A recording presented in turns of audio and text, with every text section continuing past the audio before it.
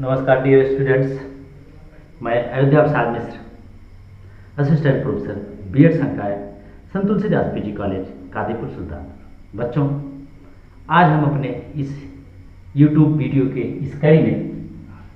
1813 का आज्ञा पत्र अथवा चार्टर एक्ट ऑफ 1830 के विषय में अध्ययन अध्यापन करेंगे। बच्चों, 1813 के आज्ञा पत्र के बारे में अध्ययन करने से पहले थोड़ा सा इतिहास पर एक नज़र डाल लेते हैं। बच्चों, जैसा कि हमने चर्चा किया था, भारत में प्राचीन काल से ही लोग आक्रमणकारी के रूप में, व्यापारी के रूप में आते थे, परंतु भारतीय संस्कृति कुछ को तो अपने में विलीन कर ली और नगड़ के समान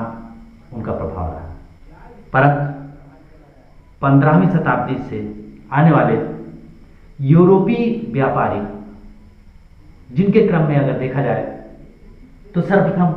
पुर्तगाली आते हैं, उसके बाद डच, अंग्रेज और फ्रांसीसी आते हैं। इनका आगमन तो देखा जाए एक व्यापारी के रूप में हुआ था और ये लोग पहले अपना उद्देश्य व्यापार करना ही निश्चित किए थे, परंतु यहाँ पर जब आए, भारतीय राजनीति से चित परिचित हुए, तो धीरे धीरे ये भारतीय राजनीति में भी हस्तक्षेप करने लगे, जिसके परिणत के रूप में अगर हम देखें 1757 का प्लासी का युद्ध, उसके बाद बक्सर के युद्ध देखने को मिलता है और बक्सर के युद्ध के बाद ही अंग्रेजों द्वारा भारत में शासन करने की एक प्रक्रिया अगर देखें तो प्रारंभ हो जाता है। उसी कड़ी में ब्रिटिश संसद द्वारा कंपनी पर कुछ आधिपत्य या दिशा निर्देश जो भी कहें करने के लिए 1773 में रेगुलेटिंग एक्ट पास करता है और उसी रेगुलेटिंग एक्ट के तहत कंपनी को एक प्रकार से देखा जाए तो 20 वर्ष का आज्ञा पत्र जारी किया गया कि वो पूर्वी देशों के साथ, British east India company Bharat के साथ, मुख्यतः पूर्वी देशों में भारत के साथ व्यापार कर सकता है और पूर्व सूचना के साथ उसको समाप्त भी किया जा सकता है। तो शिक्षा के क्षेत्र में देखें बच्चों, हमको इतिहास यहाँ नहीं पढ़ना है, तो शिक्षा के क्रम में अगर देखा जाए, रेगुलेटिंग एक्ट में प्रावधान जो था कि 20 वर्ष के अंतराल के बाद कंपनी के आज्ञा पत्र का पुनरावर्तन या रिन्यूअल किया जाएगा। उसी कड़ी में 1793 का चार्टर एक्ट आता है, जिसके अंतर्गत कंपनी के लाइसेंस या आज्ञा पत्र के रिन्यूअल की चर्चा ब्रिटिश पार्लियामेंट में चल रही थी। उसी दौरान ब्रिटिश पार्लियामेंट का सदस्य रॉबर्ट विल्बरफोर्स ने उस समय ब्रिटेन में चल रहे ईसाई मिशनरियों का आंदोलन, जिसका नेतृत्व चार्ल्स ग्रांट कर रहे थे। चार्ल्स ग्रांट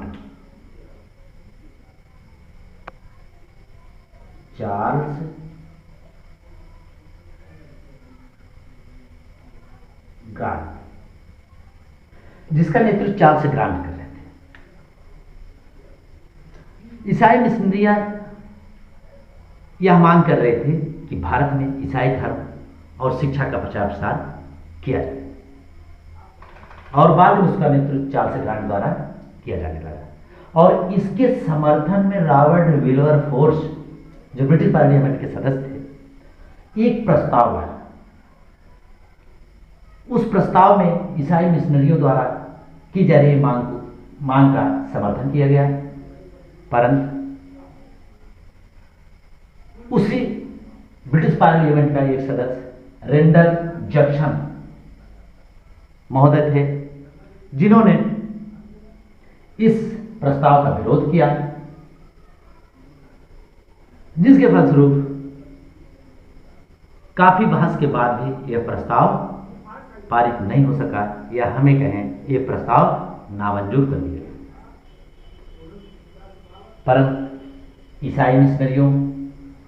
और चार्ल्स ग्रांट,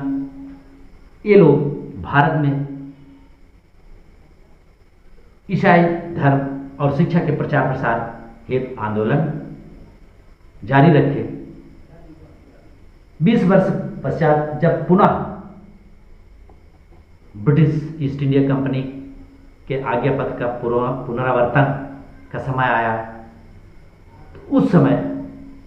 ईसाई मिशनरियों के साथ ही साथ ब्रिटिश पार्लियामेंट के अधिकतर सदस्यों द्वारा भी भारत में ईसाई धर्म और ईसाई शिक्षा, या ये कहें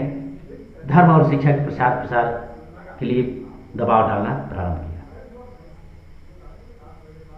तो 1813 का आज्ञापत्र, या ये कहें चार्टर एक्ट ऑफ 1813 के अंतर्गत बच्चों, इस आज्ञापत्र में क्या था इसके बारे में हम लोग चर्चा करेंगे।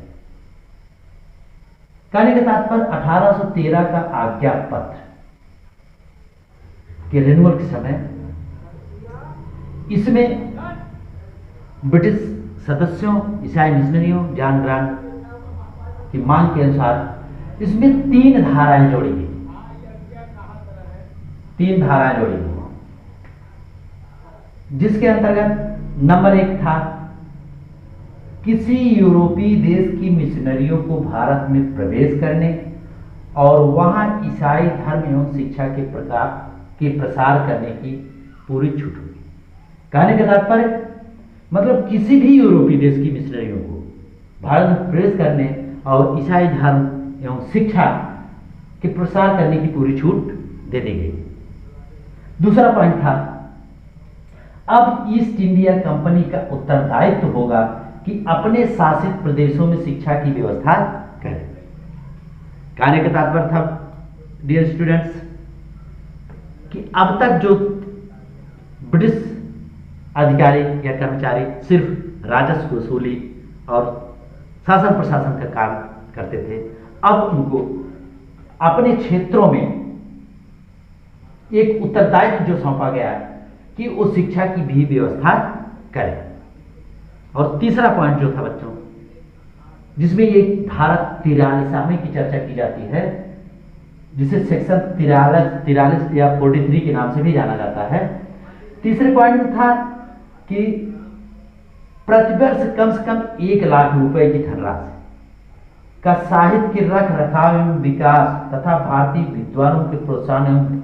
भारत में ब्रिटिश शासित क्षेत्रों में रहने वाले को विज्ञान का ज्ञान कराने में खर्च किया जाए। बच्चों, तीसरे पॉइंट के अंतर्गत जो 83वीं धारा थी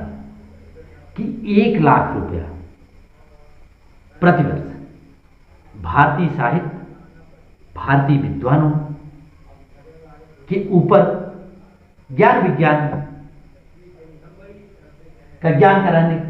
के लिए खर्च किया जाएगा, इतना भ्रामक था कि इसको स्पष्ट न होने के कारण अगले 20 वर्ष तक